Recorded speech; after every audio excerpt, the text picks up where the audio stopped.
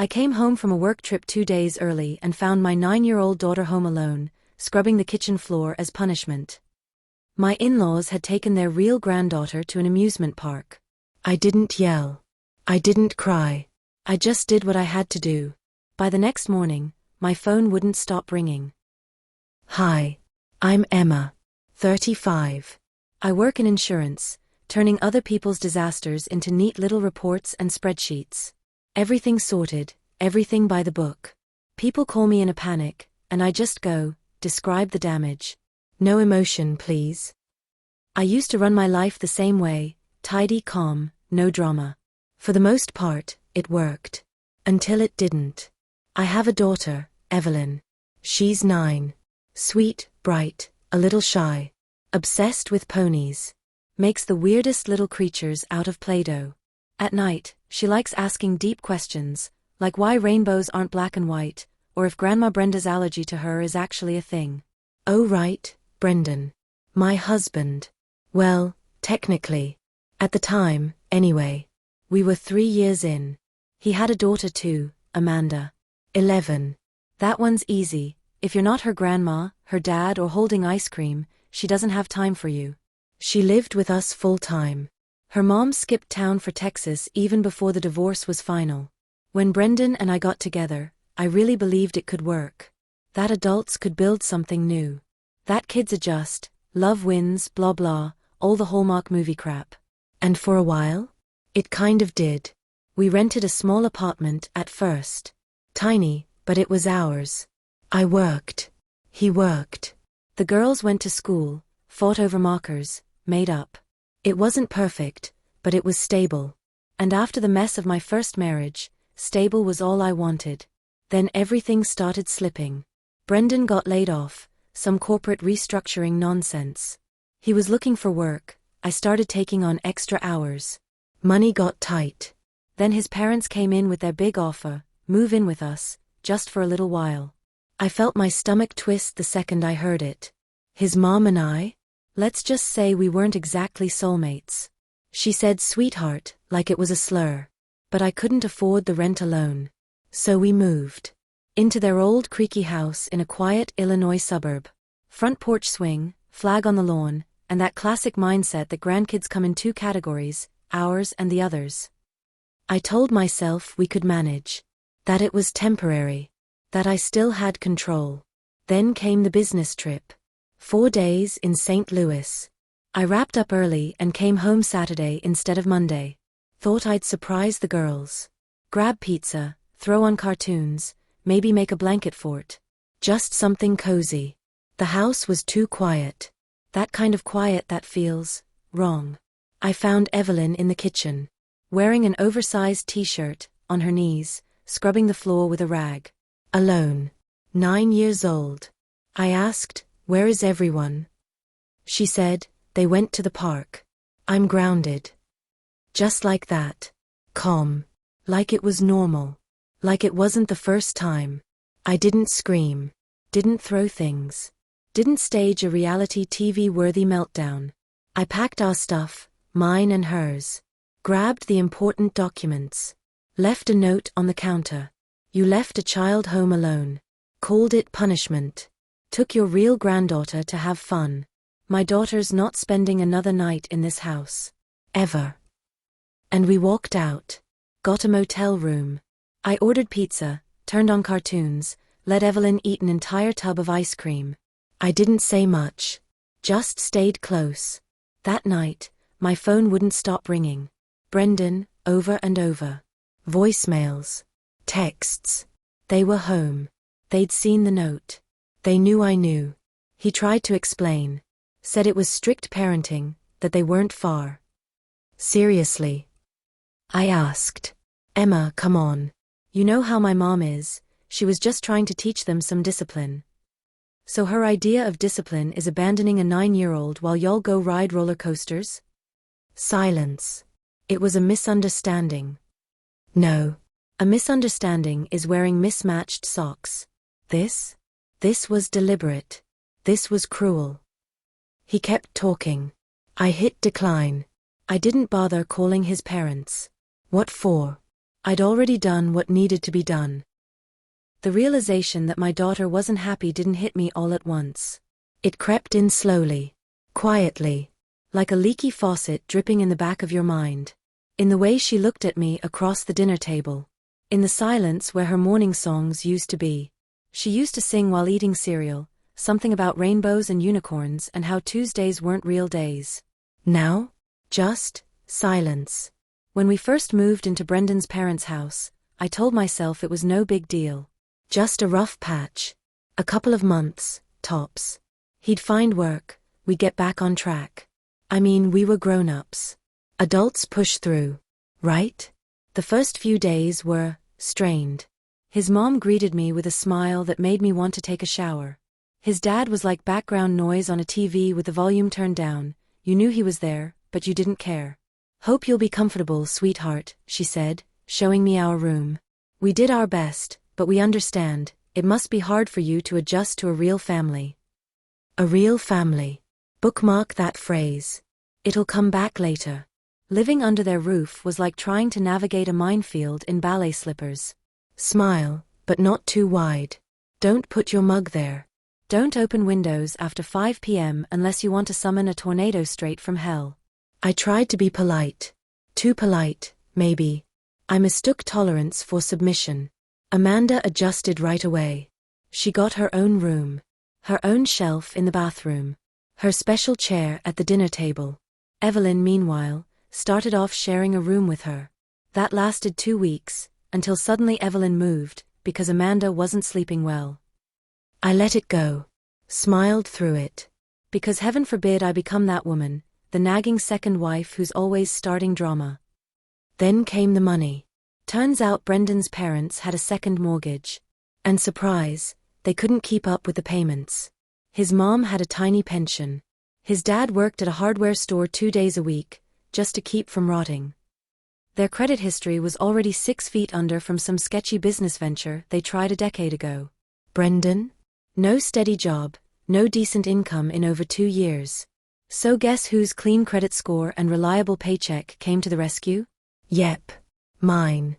The mortgage went in my name. Their house, their rules, my money. Officially it was a contribution to the family. Realistically? I was paying for a house I didn't own. Emotionally? It felt like paying rent to someone who insulted your kid and then told you to smile more. But I told myself it was temporary. We were a team. We'd get through it. Meanwhile, Brendan's mother began her masterclass in passive-aggressive grandparenting. Not directly, she was way too classy for that. She just chipped away at Evelyn. At first, it was small things. Evelyn laughed less. Stopped drawing. Then came the fake stomachaches before school. She started hiding her little art projects in her backpack instead of showing them off on the fridge like she used to. I asked her, "Why didn't you show Grandma your drawing?" She shrugged. She said the house already looks messy enough. I didn't want to believe it. Maybe just a poorly timed joke? I brought it up to Brendan. He shrugged too. Mom's just tired. Don't take it personally. Then came the candy ban. Cookies? Gone. Chocolate? Vanished.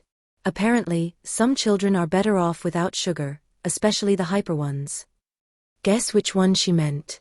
Then Amanda's birthday happened. Cake. Gifts. Balloons. Singing. Evelyn sat in the corner, trying to look happy. I walked over, hugged her. "You okay, honey?" She whispered, "Grandma told me not to touch anything. And not to get in the way." I talked to Brendan. Again. He sighed. "Mom's just a little strict. She means well. She just doesn't connect with Evelyn the same way. It's not malicious." Sure. Not malicious. Just toxic in a lace doily. I worked. A lot. Late hours. Conference calls. Hotel rooms. I told myself it was for the best. For Evelyn. For us. To keep the illusion that things were fine. Then Evelyn's teacher emailed me. Evelyn seems withdrawn and tired. She doesn't interact much with the other kids. We're concerned. I sat down with her. She wouldn't talk at first. Then she said, quietly, Maybe I'm just not very good. I blinked. What do you mean? I mean, they try but I mess everything up. Who told you that? No one. You can just tell. I held her. Told her she was amazing. That she didn't do anything wrong. That she's loved. Then I locked myself in the bathroom and stared at the wall for 40 minutes, trying not to shatter into pieces. After that, I started paying attention. I heard Amanda snap. You're not in charge here. We have rules. I overheard his mom whisper. Just don't touch her stuff, sweetie. You don't want to upset everything again, do you? It chipped away at me. But you know how it goes, you tell yourself to hang on. Just a little longer. You work overtime. You pay for their mortgage. You're a mother. You can't just walk out. And Brendan? Emma, you're blowing this out of proportion. What part, where my daughter's being degraded daily? It's discipline. It's structure. My mom's always been like this. And you? He hesitated. It's hard being stuck in the middle. Just, try not to make this a big deal. Try not to make it a big deal. My daughter's dignity was apparently not a big deal. My paycheck buying a house full of contempt? Also not a big deal. I almost believed him. Almost. Until I came home early. And saw my daughter, on her knees, scrubbing their kitchen floor alone, while the rest of them rode roller coasters. That's what not malicious looked like. That first night at the motel was rough. I got Evelyn vanilla ice cream, her favorite. Turned on cartoons. Propped a pillow next to her. We sat on the bed together, and I just held her. Didn't say anything. Just held her. For 10, maybe 15 minutes. Then she looked up at me and whispered, "You're really not taking me back?" "Never," I said. "You're safe now." And then she cried. Not quiet, polite tears. Real crying. Ugly, soul-emptying sobs. Like something inside her finally broke open. She cried until she couldn't anymore. And I just held her tighter, stroked her hair, and kept saying, "You're a good kid. You didn't deserve any of that. It's not you, baby. It's them. They're the broken ones." She started talking. Not all at once. Little pieces at first. Fragments. Then full sentences. And then it was like a dam burst. She told me how Grandma called her a guest. How Amanda said, "You're not even a real part of this family." How one time she didn't get any birthday cake because she didn't earn dessert. How she sat alone in her room while they threw Amanda a party downstairs, and no one told her. I listened. And inside, something in me was snapping. You ever have a moment where you just stop being an adult? Where you want to scream, flip furniture, break something? But you don't. Because your kid is sitting beside you. And she is your real family. We stayed in the motel another night. Just to breathe. I bought her a brand new set of markers. A heart-shaped pizza. Chocolate milk. We drew pictures. A lot. She drew a house with a rainbow roof and wrote on top, "This is our house. Here I'm loved." I nearly lost it. Only when I saw her smile again did I do what I should have done months ago. I turned off the auto payment on the mortgage. Logged into the app. Swipe. Password. Done. No dramatic music. No fiery speeches. Just one quiet, clean goodbye. Then I emailed our lawyer. Told him I wanted out of the co-signed mortgage. He asked for the paperwork. I sent it. He said it might take a few days, but it'd be handled. Next, we went to the police. I told the officer that my 9-year-old daughter had been left completely alone in a house all day, as punishment. That's illegal in Illinois, especially when the child is emotionally at risk. They asked a ton of questions. Who was the responsible adult? How long was she alone? Has this happened before? I answered everything. Clearly. Calmly. Like I was in a meeting at work. We'll assign a caseworker, they told me. And open a file. That was it. We went back to the motel. I ordered more pizza. Evelyn watched cartoons. I scrolled the news. And for the first time in what felt like forever, it was just the two of us. No tension. No walking on eggshells. Just peace. About a week later, a letter showed up at Brendan's parents' house. A formal notice. Missed mortgage payment. Foreclosure warning. My phone started ringing again. Brendan. Emma, what the hell? Are you trying to get my parents kicked out of their home? I'm trying to make sure my daughter never scrubs your kitchen floor again while you're eating hot dogs at Six Flags. It wasn't their fault. You're right. It was all of ours. For letting them do this to her. But that stops now. Cue the meltdown. His mom called me from someone else's phone, screaming about how I destroyed their family. His dad texted me saying I was brainwashing the child. I ignored all of it. I had better things to do. Like helping Evelyn heal. We found her a school counselor. I took time off work. We went on walks. Talked. Laughed at dumb cartoons. Breathed. When the social worker finally showed up, Evelyn told him everything. No tears. No fear. Just facts. How she kept trying to be good enough. How she thought maybe she really was the problem. How she was scared to tell me because she didn't want to ruin things. Then she looked at me and said, "But now I know I'm a good kid. Because you said so." That's when I knew I had done the right thing. No guilt. No doubt. Just clarity. She knew she was loved. And no one was ever going to make her question that again. At first, they tried the whole let's make peace routine. Brandon showed up with flowers and gifts. His daughter brought a new toy for Evelyn. His mom came by with a pie, the same pie she only ever baked for Amanda's birthday. I didn't open the door. They left things on the porch. I threw them away. Then Brandon started showing up at Evelyn's school. Dropped off a notebook with horses on the cover, a box of chocolates, and a note that said "We miss you." Evelyn put them in her backpack. That night, she handed them to me and asked, "Can we toss this?" We did. Then he started waiting for us outside school. Said we needed to talk. Said he didn't know. Said his mom went too far. Said he wasn't in a good place. Said it all happened so fast. Said he missed us. Said he loved us. Said he finally saw everything clearly. I listened. Once. Just once. Because he didn't come to me, he came to Evelyn. Tried to hug her. Tried to hand her a new toy. Tried to play the nostalgia card. Remember when we went to the lake? You laughed so much. Evelyn stepped back. Looked him dead in the eyes and said, "You were standing right there when they laughed at me." That was it. After that, I told Brandon he wasn't allowed near her anymore. Why? Because when you spend years making a kid feel like an outsider, and then suddenly show up with ponies and baked goods, that's not love. That's manipulation. And I'm done letting people mess with my daughter's head. He tried to bring up the good old days. You know, before we moved in with my parents, we were happy. And I remember just staring at him, wondering, were we really? Or was I just hoping we'd get there someday? You didn't protect her, Brandon, I said. You knew. You always knew.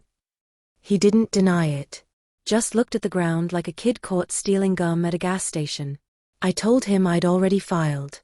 There's a temporary order now. He and his parents can't come near Evelyn without my permission. Everything he says can be used in the CPS investigation.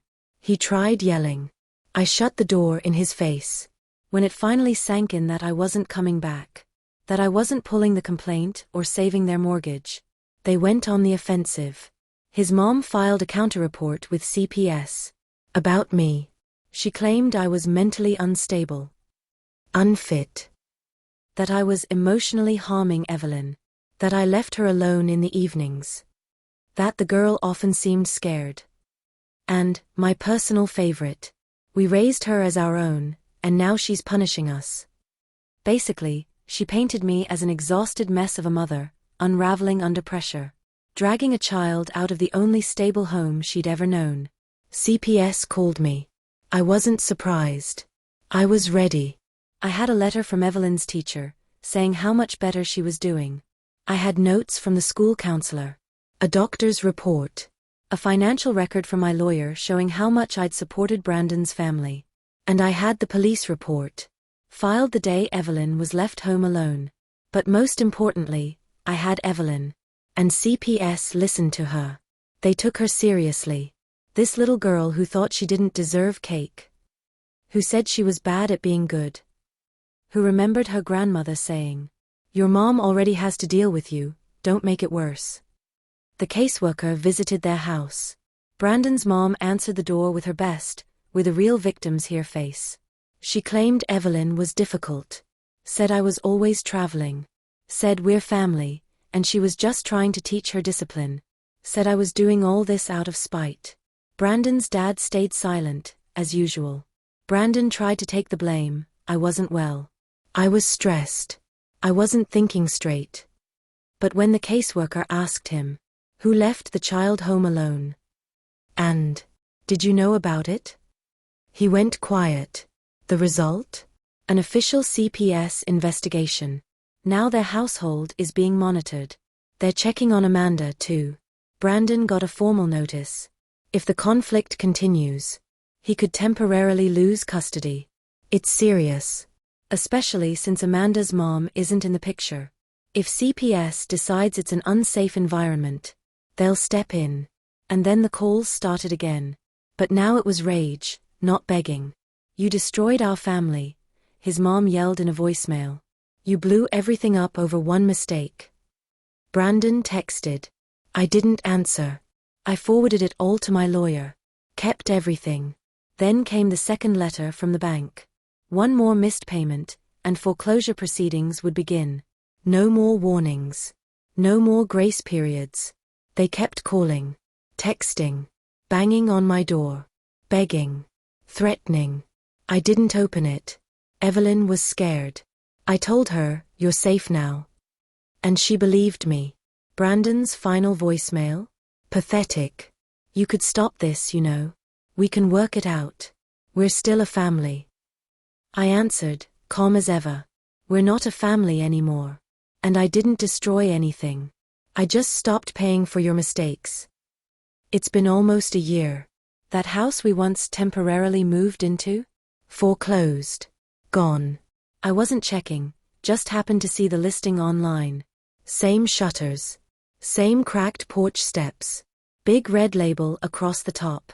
Foreclosure, sold as is. Brandon's parents now rent a trailer in a far-off part of town. They say it's temporary.